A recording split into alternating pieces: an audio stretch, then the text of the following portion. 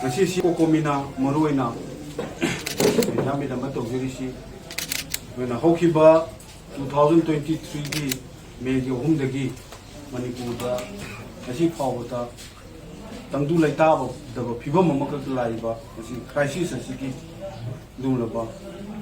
Lenga Bashina, local labor Tabakshin, Musum Manipu Miamna, Lenga Bashida Tamkiba, Miam Goiba, Dimanshin, Miam Goiba, Apam Bashinado. Nasi Pauba, Lengakna, local of the number of Morganda, Nasi crisis a sigi, Tongan Tonganba, narrative formata, Lengakasina, the Sepana Morganda, Nasi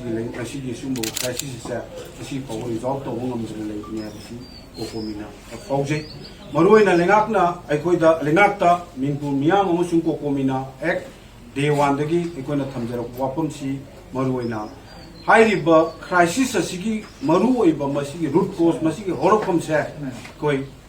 proxy army season rakanda proxy wars the third manamar mokanda Manipur dalai diba dulo mitei amusung ki community ki marakta ai koi singba proxy wars na season rakanda ai koi masel ki marakta sinatana ba khana na ba silakpani ya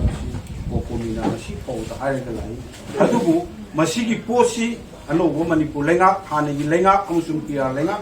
Madu Puna Maxingado, Madu Natega, Tongan Bane, Tipano, Uduna, Labana Morokanda, Makoyishi, Adumadu, Yudum, Lava seriousness of the weapon of Morokanda, High River,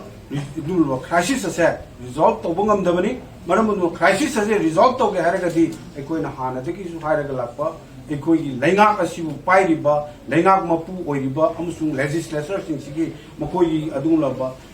Pukchen Shengba Amusung Masagi Firep Labor, Maramdam Marai, Baku Kaning Bugi Wakalo said, Mashi Tamui the Sena Lepira Womatam Data, Equi Lenga Ashi, Lamdam Masim Manipura said, Tandu Leta Wonsung, Anula Bakunayama, or a Pungam Winnie had a Kokomina, Tamlai, Adungashi Pawada, Lengaxina Masatopa, Tabama Pawotoke, to Luna Torokta the number of Kanda, Hokiba, Adumlaba, Megitang Tariat.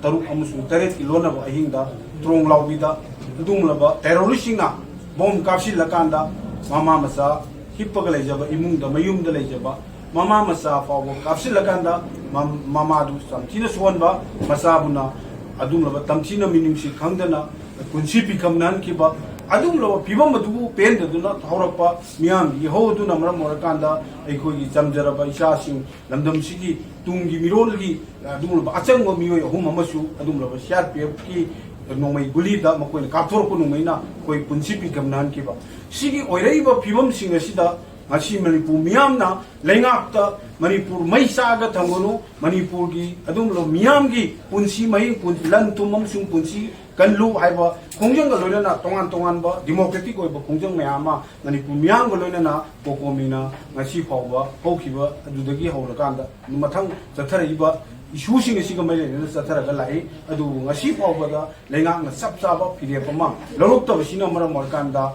Lagiba Hayeng, April Tanku, Mangasida, Manipur Miamna, Ekoi,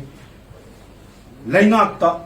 Miamgi, Wahang Kongset Haiba, Adumlaba. Kongset Amagaloina, Democratic over Kongset Ama, Manipur Miamna, Lengakta, Wahang Hangba, Adumlo, Kongset Ama, Ekoi, Pangtuk Jagani, High River, Kongset Sida, Ecoina, Miamga, Hanadigi, Ecoina, India government, Dimanta Rogalapa, Ecogi, Adumlo, Dimantaru, Wang Taruka, Ekoi, Hang Jagani, Wang Singashi, Hang Akoi. Government, Kokomi Yamasung Yamgi, through the gate, Ekoi, Wang Sing Si over memorandum Mama, I think Kongsetasi, I'm a democratic way, Adumlo, Kongsetama, Miam, Kongset, Selakanda, Lengata, Pishingani, Lengata Pishil, Akoi Pishan Goduriba, Adumlaba, Wang Sing to the Miam down to come again, Maruina, Manipur Lengatna, India Gomena, Manipur, the Yellow Missing, Mutat Naba, Satariva, Proxy Warashi. Hauna Lena, Lepanba, Taksinba, Nam Leroidra, I Wang Hama. Anishu Wanga, Manipur Lengana, Manipur Dagi, Ukina, Kotorishing, Mutat Leroidra, I Wapam Hama. Ohum Subada, Manipur Lengana, Drong Laubida, Angang Harpa Amasung, TM Kasumda, Tankul Misam Ani, Harpa, terroristing Paduna, while Sataraga, Miam, the Justice Pangaleroidra, Adum Laba. wahang ama aduga mari subada Manipur lengakna tronglawbida CRPF na misamom hatkiba adu judicial inquiry tawraga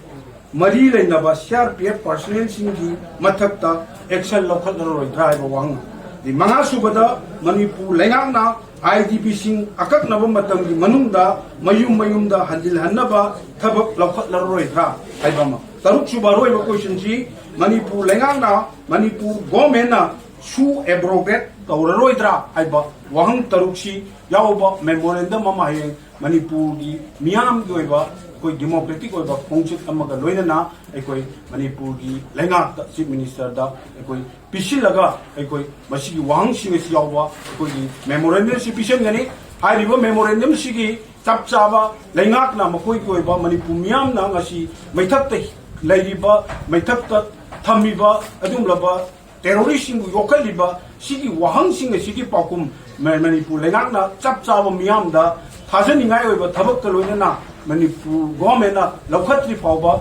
kokomina ngasi miyam ga sathariba khongjang sing tongan ba democratic oiba khongjang sing ase ekoi makha ta na dumo sathagi gani aduna hairi ba khongsada sida aina lebak miyam da appeal tawjaning madi hairi ba khongsada si amna peaceful democratic oiba miyam go oiba khongset amaga loina na pisen ga dori besida maikei da lebiriba lamdam sibu kanba pambiriba kanbada thawai yauriba Manipur kannaba gi khong thawdok thawdang mayamda thawai hakchang yaunu yaubiriba Manipur gi miyamna saruk yamina duna Manipur government dagi makoi gi chap chaba firep asi lominaba lounaba gi tamta hangba khongset ase masida saruk yamina si haiba wafam si aina kokomi gi maikei digi amona lenga leiriba tongan ba aikoi gi coordinating body sing tongan ba leiriba loop sing na masigi khongset asida aikoi hayeng pung ama hek taba matamda Imphal gi mafam singda thokpira akanda Imphal gi mafam singda aurganda pung amadagi aikoi lengakta aiki wahang se hangba khongset ase satlakanda lengakta aikoi memorandum se aikoi pisin mene si haiba wafam si mukan namyam